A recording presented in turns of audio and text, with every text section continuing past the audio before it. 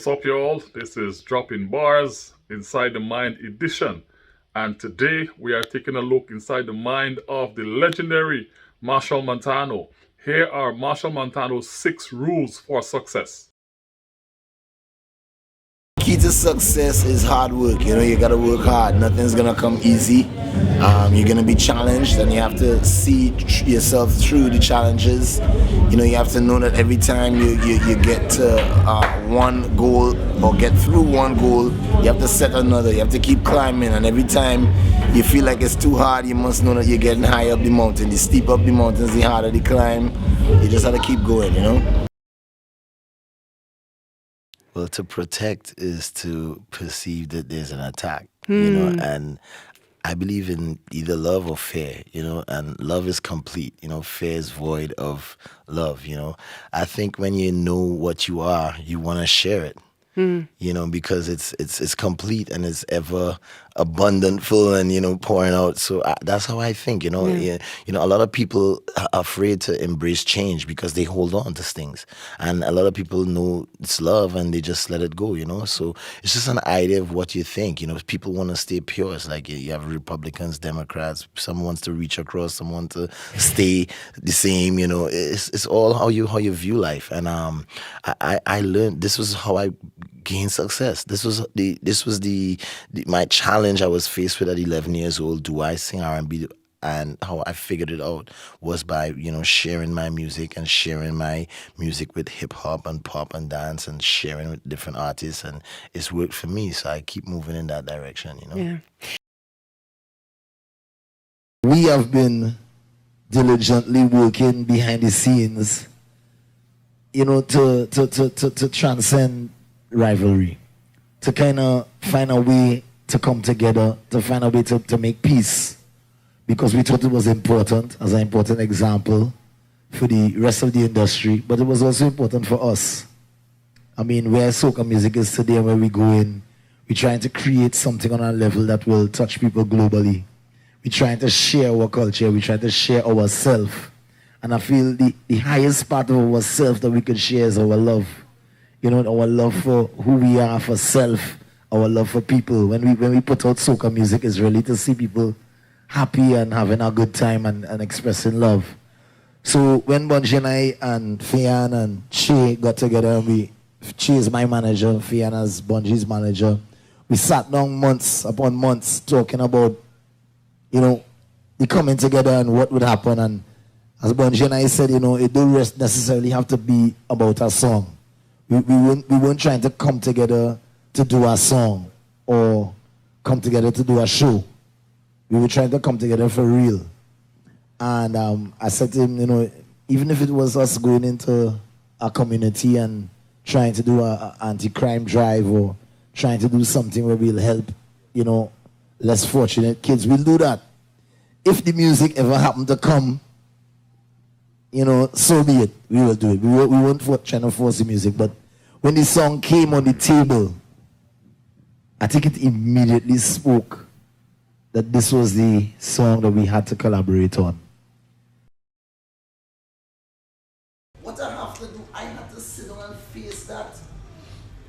I was getting fed up 1987, 1980. I was in 1986 and I sell 100,000, 200,000 records, rich as a little child. 97, 87, I bust. Dr. Carnival. 88, I bust. Dr. Carnival. 89, I bust. 90, I bust. I still have all them records in my attic, in my house, unsold, no money. My mother and father, pension, whatever. And in 1991, I said, this have to stop. I have to get through. I went there and I do my own music. I stopped depending on people. I put myself down, I educate myself, I record more music. And then I still didn't get through 91, 92 of us. 93, I come back with Kenny Phillips, I get Mama Ding Ding, and I kind of make it. I fail in the Soca Monarch, and they're beat by Gypsy, Super Blue, everybody. And I had to figure it out. We have to stop looking for crutches and saying we don't know what to do, and this one is to help us and that one is to help us. It has to go to help you. And you have the tools because he give you. You just have to sit down. My way might be your way, because my story is not your story. You have to sit down and look yourself in the mirror and say, who am I? Who am I? What I need to do? Go and sing in Rum Shop for free? Go on the church circuit? Go on the thing to like Jerry? You have to figure out your story. Do not sit down here. I'm doing well. And my point is, I guarantee you this as the formula. If you do something good, you could be living in Granny, Topo, Mars. The radio station will call you, they will play you, they will find you on YouTube. I pioneer the emailing of songs. You know why? Because we used to go and drop it by 96 and drop it by Red, and they used to complain, oh, you drop it by 96 first, but we ain't paying. Oh, you drop it by 105. Man, should they dropping thing by Chow and them and this one, you ain't dropping for we. I say, well, you know what? I given you whole wallet free one time. And you know what has happened? Some of the radio stations still call and say they get it. You know why? Because they ain't signed up to my mailing list. Or they ain't recognize it, or they're not on social media, they don't know what it is. And then they will complain, and then the other radio station who watching it and who know will catch it one time. I have a fella called Julian's promo. I didn't even tell Julian nothing, but tell my son he have it the next day or the next minute because he sees it.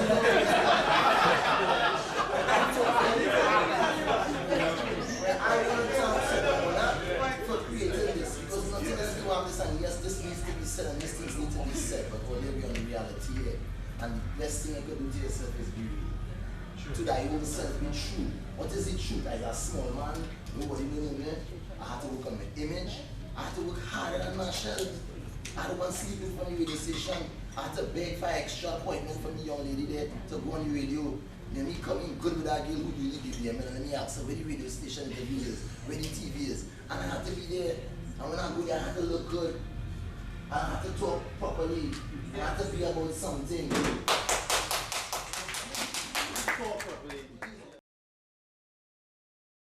And I'll never forget this moment. This was the moment I found purpose. You know, I was very famous as in 1984 and 85 and 86 with the older crowd. They all loved him. Oh, he's so adorable. But then I wanted to see where my peers were. And when my mom took me to where my peers were, they were all, you know, lip syncing pop songs and dancehall songs, Belle Biv DeVoe, New Edition, you know, Buju Banton. And they didn't like, I sang soca and I felt so, you know, like not loved or not liked. So immediately I went into the back and I was thinking, should I sing R&B? Should I switch? But something said, no, this is your mission. This is your purpose. Make it hip. And my mission was to see young girls screaming on the front lines of the stage like the Beatles. Like, you know, I wanted to see that reaction. And I had to make the music into something. And the path I took was blending soca with dancehall, with pop, with hip hop, with classical songs. It was mixing the music. To do what was necessary. I went to school in Jamaica for the first time in life. People didn't know that. So I had a lot of respect for dancehall music and reggae, and I was influenced by Bob Marley, Michael Jackson, Sparrow, Super Blue. So I tried to focus my life on what can I do to bring the music forward? What can I do to bring a younger generation to it? And I had to put in a lot of work. I had to change the sound. I had to blend it with dancehall. I had to do songs with people like Shaggy and Beanie Man. And when I was doing combinations with Beanie Man, they were saying, Machel, people was like, what you doing? What you bringing reggae into soca for? And then now you see everybody's Jamaican artist is in Trinidad. Movado, everything. Like a lungy. I remember a time going to say, yo, Marshall, don't come by me for no soca, yo, Marshall, nothing of that. And the next year he was and you know, me and Killer are friends. But what I'm saying is everything takes time and you have to put in work. So my focus right now was to step back from being, you know, one of the leaders in soca music, being in every single show, to kind of focus on working with new people, to find a new home for soca music, to really change the soca music as sound of the Caribbean, not just the music of carnival and jump up and whining, but put in some work to make it cross. And I've been very fortunate to work with people who have focused on that and share that dream with me. People like Pitbull, you know, Buddha in his camp, you know, Mark Kinchin, producers like that. Casey was also somebody who was coming with a pop sound, a hip hop understanding, and he was like, Marshall, I still want to put some of my Trinidad home roots in there. And I went to Casey and I said, look, I respect your talent. You know, you show me what I could do to change my sound and become more international. Everybody trying to say to me, Marshall, you the one who could take us to MTV, you the one who could take us to BT, but it's not about taking us to MTV. I've been to sold out Madison Square Garden, sold out Twice. Radio City Music Hall, sold out some of the biggest arenas in Canada and worldwide. But the thing that we don't have is we don't have a palatable soca sound that is consistently on the radios, on mainstream radio stations. So we have to work at that. We have to go into the studio, we have to work with people who have ideas and who are going to share knowledge, and we have to be open and try new things. For some people, you know, they prefer to make money every day. I could have been steadily booked every night in Carnival, singing, making, you know, dollars. But for me, you have to step back sometimes and put in work and invest. So this time for me, it was a time to focus on new links, making new connections, new musical people, younger generation, and listening to what people think are their ideas for us to get our sound to go forward. And I invested in that. So that's why I was